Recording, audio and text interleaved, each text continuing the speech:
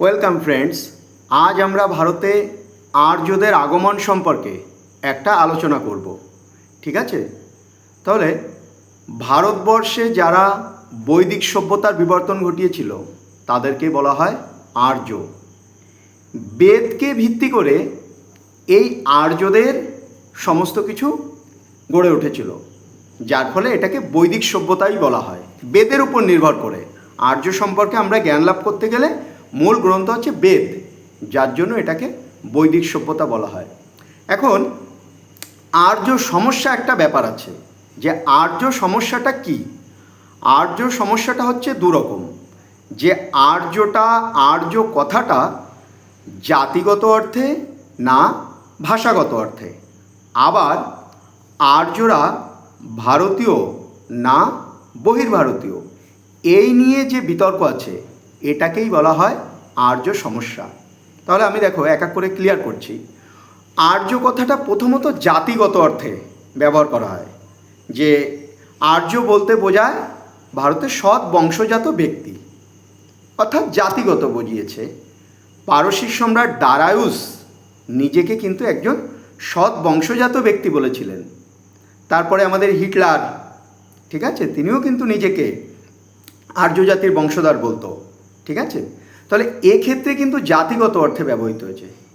আবার ভাষাগত অর্থে, যে ইন্দো ইউরোপীয় ভাষা গ্রিক, জার্মান, গথিক, কেল্টিক, সংস্কৃত, পার্সিক, এই 7টি ভাষার যে কোনো একটিতে যদি কেউ কথা বলে তাহলে তাকে আর্য বলা হয়। তাহলে এক্ষেত্রে আর্য কথাটা আবার ভাষাগত অর্থে ব্যবহার হচ্ছে। এক্ষেত্রে যুক্তি দিয়েছে, ধরো এখানে বলতে পারি আমাদের ম্যাক্স মুলার, তেমনি আমাদের উইলিয়াম জোন্স, এশিয়াটিক সোসাইটির প্রতিষ্ঠাতা, ফিলিপ্পো সসেটি, ঠিক আছে, এরা কিন্তু আর্য কথাটা ভাষাগত অর্থে ব্যবহার করেছে। তাহলে এটা একটা আর্য সমস্যা চলে গেল। আবার একটা আর্য সমস্যা, যে আর্যরা ভারতীয় না বহির্ভারতীয়, এটা নিয়েও কিন্তু বিতর্ক আছে। কিছু কিছু ঐতিহাসিক আর্যদের মানে অরিজিনাল হোমল্যান্ড আমাদের ভারতবর্ষেই দাবি করেছেন। যেমন এসি পার্জিটার পুরাণের উপর নির্ভর করে বলেছে ভারতবর্ষই আর্যদের আদি বাসভূমি। তারপরে আছে যেমন আছে গঙ্গানাথ ঝা, ঠিক আছে, তিনি বলেছেন গঙ্গা ও সিন্ধু অঞ্চল ভারত আর্যদের আদি বাসস্থান। তারপর আছে ত্রিবেদী, যার মতে ছিল মুলতান।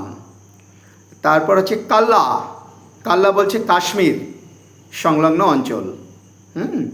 এই রকম কিন্তু কিছু ঐতিহাসিক তারা যুক্তি দিয়েছেন যে ভারতবর্ষই আর্যদের আদি বাসভূমি। এবং এসসি নামটা সম্ভবত তিনি সপ্তসিন্ধু, এসসি আমার এই মুহূর্তে নামটা মনে আসছে না, কোনো একজন বিখ্যাত ঐতিহাসিক বলেছেন যে সপ্তসিন্ধুই আর্যদের আদি বাসভূমি। সেটা হচ্ছে আমার নামটা আমি মনে করতে পারছি না এই মুহূর্তে। যাই হোক, তাহলে এই ঐতিহাসিকেরা কিন্তু আর্যদের আদি বাসভূমি ভারতবর্ষ সম্পর্কে যুক্তি দিয়েছেন, এবং তারা দেখিয়েছেন যে আর্যরা যে ভাষায় কথা বলতো, যে ইন্দো ইউরোপীয় ভাষার, তার মধ্যে সংস্কৃত ভাষাটা কিন্তু ভারতেই প্রচলিত। আর্যরা যেহেতু ভারতে ছিল আদি অরিজিনাল হোমল্যান্ড, তাহলে বেদ ছিল তাদের প্রধান ধর্মগ্রন্থ। যদি তারা বাইরে থেকে চলে আসতো তাহলে বেদের সমতুল্য কোনো গ্রন্থ কিন্তু তারা তৈরি করত, কিন্তু তাহলে তারা যেহেতু করেনি, তাহলে তাদের আদি বাসভূমি ভারতবর্ষই। তাছাড়া এমন কোনো প্রমাণ পাওয়া যায়নি যে বাইরে থেকে আর্যরা ভারতে এসছে। ঠিক আছে? তবে আমাদের আবার জন মার্শাল এগুলোর বিরোধিতা করেছে, বলছে না, আর্যরা বহির্দেশ থেকে ভারতে এসছে। তিনি কি বলেছেন, যে আর্যরা যে ইন্দো ইউরোপীয়, সংস্কৃত বাদ দিয়ে অন্যান্য যে ভাষাগুলো আছে সেগুলো কিন্তু বাইরের দেশেই বেশি প্রচলিত, তাহলে বহির্দেশীয়। আর্যরা যদি ভারতেই অরিজিনাল হোমল্যান্ড হতো তাহলে সমগ্র ভারতবর্ষকেই তারা কিন্তু আর্য বসতি করে দিত। কিন্তু আর্য বসতি কিন্তু একটা নির্দিষ্ট জায়গায় সীমাবদ্ধ ছিল, মানে আর্যাবর্ত, উত্তর ভারতের ওদিকে আর্যদের আদি বাসস্থান, সপ্তসিন্ধু বা পাঞ্জাব এই জায়গাগুলোতেই মূলত সীমাবদ্ধ ছিল। তাহলে সমগ্র ভারতে কিন্তু আর্য বসতি হয়নি। তাহলে এই রকম যুক্তি আমরা বলতে পারি যে আর্যরা বাইরে থেকে ভারতে এসেছিল। ঠিক আছে? তাহলে এটা হচ্ছে আমাদের আর্য নিয়ে একটা বিতর্ক। আবার অনেক ঐতিহাসিক যে আর্যদের আদি বাসস্থান ইউরোপ বলেছেন, যেমন ধরো পেনকা রাইটসের মতে স্ক্যান্ডিনেভিয়া, অধ্যাপক গাইলসের মতে দক্ষিণ পূর্ব ইউরোপ, ঠিক আছে, বা ধরো কেউ কেউ বলছে যে অস্ট্রিয়া বা হ্যাঙ্গেরি, এই রকম জায়গাগুলোতে আর্যদের আদি বাসস্থান ছিল, তারা কিছু যুক্তি দিয়েছেন।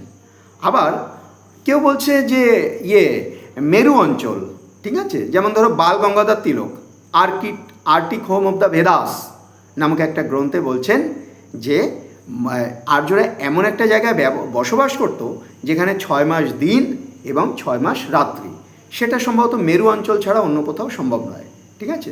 তাহলে এই মেরু অঞ্চল কিন্তু বাল গঙ্গাধর তিলক যুক্তি দিয়েছেন। আবার ম্যাক্স মুলার, জ্যাকব, এরা কিন্তু মধ্য এশিয়া, এখানেই বলছে আর্যদের আদি বাসস্থান ছিল। তাহলে বাসস্থান নিয়ে কিন্তু একটা বিতর্ক রয়েছে। এই বিতর্কের অবসান ঘটিয়েছেন তিনি হচ্ছেন আমাদের শব্দার্থবিদ্যা প্রয়োগ করেছেন।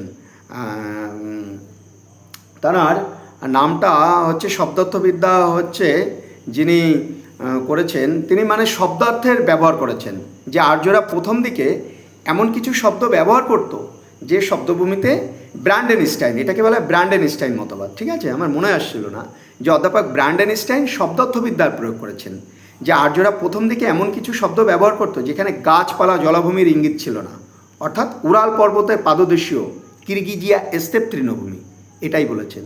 আবার পরবর্তীকালে এমন কিছু শব্দ ইউজ করেছে যেখানে গাছপালা জলাভূমির ইঙ্গিত আছে, অর্থাৎ কার্পেথিয়ান পর্বতের কোনো একটা জায়গা, এরকম বলেছেন। তাহলে শব্দার্থবিদ্যার প্রয়োগ করে তিনি এইরকম আর্যদের একটা বসতি দিয়েছেন, যে সম্ভবত গাছপালা জলাভূমি থাকতেই হবে, কেননা আর্যদের কিন্তু প্রাথমিক অবস্থায় পশুচারণ, বৈদিক আর্যদের যে অর্থনীতির মূল ভিত্তি কিন্তু পশুচারণ, তাহলে এমন জায়গা ওদের থাকতে হবে যে পশুচারণ ভূমি দরকার, ঠিক আছে। যাই হোক, এই নিয়ে হচ্ছে আমাদের আর্য বিতর্ক, এটা ক্লিয়ার। এখন আর্যরা ভারতে কবে প্রবেশ করেছে এটাও একটা কিন্তু বিতর্কিত, বিভিন্ন বিষয়ে ঐতিহাসিক বিভিন্ন মতামত দিয়েছেন। যেমন ধরো আমাদের ঋগ্বেদ রচিত হয়েছিল 1500 খ্রিস্টপূর্বাব্দ। এই সময়কালে ঋগ্বেদের রচনাকাল ধরলে 1500 খ্রিস্টপূর্বাব্দে আর্যরা ভারতে প্রবেশ করেছিল।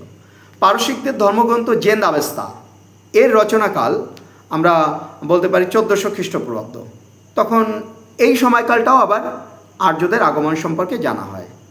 আবার কেউ কেউ বলছে যে হরপ্পা সভ্যতা ধ্বংস হয়েছে 1750 খ্রিস্টপূর্বাব্দ, এবং ওই পিরিয়ডটাই আর্যরা ভারতে এসছে, কেননা যে হরপ্পা সভ্যতায় যে মৃতদেহগুলি পাওয়া গেছে সেখানে অনেক মস্তিষ্কে আঘাতের চিহ্ন আছে। সেই আঘাতগুলো আমরা যদি অ্যানালাইসিস করি সেখানে দেখব যে আঘাতগুলো কোনো লৌহ জাতীয় অস্ত্র দিয়ে তাদের কোপ দেওয়া হয়েছে। তাহলে প্রথম লোহার ব্যবহার কিন্তু আর্যরাই করেছিল। তাহলে এই দিক দিয়ে বলতে গেলে আমাদের 1750 খ্রিস্টপূর্বাব্দ নাগাদ ভারতে আর্যরা প্রবেশ করেছিল, এটাও কিন্তু একটা বিতর্কিত। যাই হোক, নানা বিতর্কের অবসান হয়ে আমাদের ঋগ্বেদের রচনাকালটাই অ্যাকচুয়ালি ধরা হয়েছে যে 1500 খ্রিস্টপূর্বাব্দ নাগাদ ভারতে আর্যরা প্রবেশ করেছিল। এখন আর্যরা কোথা থেকে প্রবেশ করেছিল বা কোন জায়গা দিয়ে? অরিজিনাল যে হোমল্যান্ড ছিল সেখান থেকে আর্যরা তাদের দুটো ভাগে ভাগ হয়ে গেছিল। একটা ভাগ তারা প্রথম ইরান বা পারস্য এই জায়গাতে চলে এসেছিল। তারপরে পারস্য মানে আমাদের ইরানকে বলি, দেখো আমাদের ম্যাপটা দেখলে আমাদের ভারত পাকিস্তান সব একত্রিত ছিল, তার পাশে আফগানিস্তান রয়েছে, তারপরেই রয়েছে হচ্ছে ইরান। তাহলে ইরান থেকে তারা হিন্দুকুশ পর্বতমালা পেরিয়ে, ঠিক আছে, তারা খাইবার গিরিপথ এই জায়গাটা দিয়ে ভারতের ফার্স্ট যে জায়গায় আর্যরা প্রবেশ করেছিল সেটা হচ্ছে আফগানিস্তান। এরপরে তারা ধীরে ধীরে আরও ভারতে বসতি বিস্তার করে, সেটা তারা পশ্চিম পাঞ্জাব এই জায়গায় এসেছিল। তারপরে তারা আরও ভেতরে সপ্তসিন্ধু এই জায়গায় তারা বসতি বিস্তার করেছিল, অর্থাৎ পূর্ব আফগানিস্তান থেকে পাঞ্জাব এই যে লোকেশন, এটাকে সপ্তসিন্ধু, সিন্ধু নদী, সরস্বতী নদী এবং সিন্ধুর 5টা উপনদী, এটাকে একত্রে সপ্তসিন্ধু। তাহলে এই সপ্তসিন্ধু অঞ্চলে বসতি বিস্তার করার পরে আরও ভেতরে আর্য বসতি চলে আসলো, সেটা কোথায়? গঙ্গা যমুনার সঙ্গমস্থল, ঠিক আছে, এই জায়গাতে গঙ্গানাথ শাস্ত্রী যেটি বলেছেন যে গঙ্গা যমুনা সঙ্গমস্থলে। এরপরে আরও ভারতের ভেতরের দিকে পূর্ব দিকে, অর্থাৎ ধরো আমাদের বাংলা, মগধ ইত্যাদি জায়গার দিকে। আরও পরের দিকে তারা গুজরাট, সৌরাষ্ট্র, পশ্চিম ভারতের দিকে আর্য বসতি বিস্তার হলো। তারপরে সর্বদক্ষিণে আর্য বসতি, সর্বশেষে আর্য বসতি দক্ষিণ ভারতের দিকে বিস্তার লাভ করলো। ঠিক আছে, উত্তর ভারতে আর্য বসতি কিন্তু একটা বাহুবলের মাধ্যমে করতে হয়েছিল। আর্যরা যখন প্রবেশ করেছিল তখন আমাদের ভারতে অনেক উপজাতি গোষ্ঠী ছিল, ভরত, সিঞ্জয়, তুর্বশ, যদু, অনু, প্রু। এরা কিন্তু ব্যাপকভাবে আর্যদের একটা বাধার সম্মুখীন হয়েছিল, বাধা দিয়েছিল। তাহলে এই বাধাগুলো পেরিয়ে আর্যদের কিন্তু বাহুবলের মাধ্যমে উত্তর ভারতে বিস্তার লাভ করতে হয়েছিল। কিন্তু দাক্ষিণাত্যের ক্ষেত্রে তাদের একটা শান্তিপূর্ণ বিস্তার হয়েছিল, এখানে তেমন বাধা আসেনি। এখানে মুনি ঋষিরা ব্যাপকভাবে তাদের ধর্মপ্রচারের মাধ্যমে, যেহেতু দাক্ষিণাত্যে একটা দ্রাবিড় সংস্কৃতি ছিল, দ্রাবিড় জাতির বাসস্থান, তাদের মধ্যে এই আর্য মুনি ঋষিরা তাদের যে ধর্ম বা কালচার প্রচার করে দিয়ে আর্য বসতি বিস্তার লাভ করতে সাহায্য করেছিল। এইরকম মুনি ঋষি যেমন ধরো অগস্ত্যমুনি এক্ষেত্রে বিশেষ উল্লেখযোগ্য। তাহলে এইভাবে কিন্তু ভারতে আর্যদের একটা আগমন হয়েছিল। ঠিক আছে, খুব একটা সুন্দর টপিক যে এর মধ্যে আর্য সমস্যাটা কি, আর্যদের আদি বাসস্থান কোথায় রয়েছে সেটা আমরা জানতে পারছি, এবং আর্যরা কবে ভারতে আসছে, কোন পথ দিয়ে ভারতে আসছে, এবং ভারতের কোথায় কোথায় বসতি বিস্তার করেছে। এইভাবে গুড নাইট।